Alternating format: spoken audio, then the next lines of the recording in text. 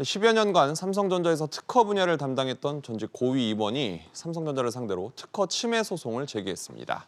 내부 정보를 누구보다 잘 아는 인물이 친정 회사를 상대로 특허 공격에 나선 건데요. 서주현 기자와 자세한 내용 알아보겠습니다. 우선 누가 어떤 이유로 손해배상 소송을 낸 겁니까?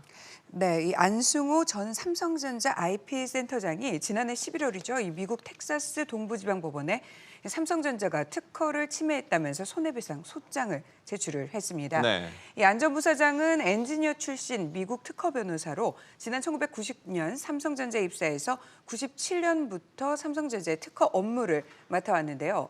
2011년 애플을 상대로 한 소송전과 구글과의 라이센스 계약을 주도하는 등 2019년 퇴임까지 관련 업무를 총괄을 했습니다. 네. 논란이 된 기술은 삼성전자 갤럭시 S20 시리즈와 갤럭시 버즈에 적용된 음성 인식 관련 기술인데요.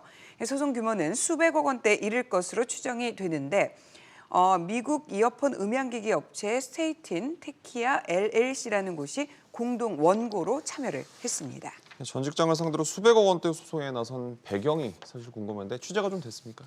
네, 일단 당사자와 직접 연락이 닿지는 않았지만 업계 얘기를 종합해 보면 이렇습니다. 업계에서는 관련 업무자가 퇴사 이후에 특히 전직 임원급이 나서서 소송을 한다는 것은 처음 있는 일로 보고 있습니다. 네.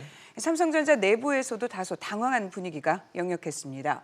삼성전자 내부 관계자는 직업 윤리에 대한 논란에도 불구하고 안 전 부사장이 소송에 직접 관여한 이유가 뭔지 내부적으로 파악 중이라고 밝혔습니다. 네.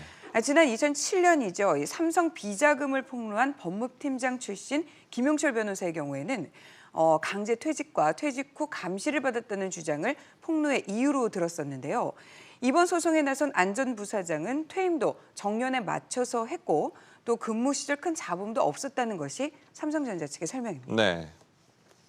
한 업계 관계자는 삼성 공채 출신이 아닌 외부에서 온 특수 업종 인사인데다가 미국 측 글로벌 시장에서의 소송 상황임을 고려해보면 삼성과의 악의적 관계가 있기보다는 순수한 경제적 이득을 목적으로 하는 것이 클 것 같다라는 의견을 내놨습니다. 여러 가지로 의아한 측면이 있는 상황인데 소송 승소 여부를 떠나서 아무래도 삼성전자 입장에서는 부담스러운 상황일 텐데 공식 입장이 나왔습니까?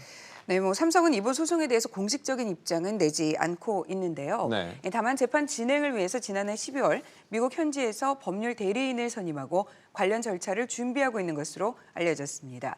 삼성전자는 오랜 기간 특허 관련 법적 분쟁에 대비해왔기 때문에 큰 문제는 없을 것이라는 입장입니다. 네.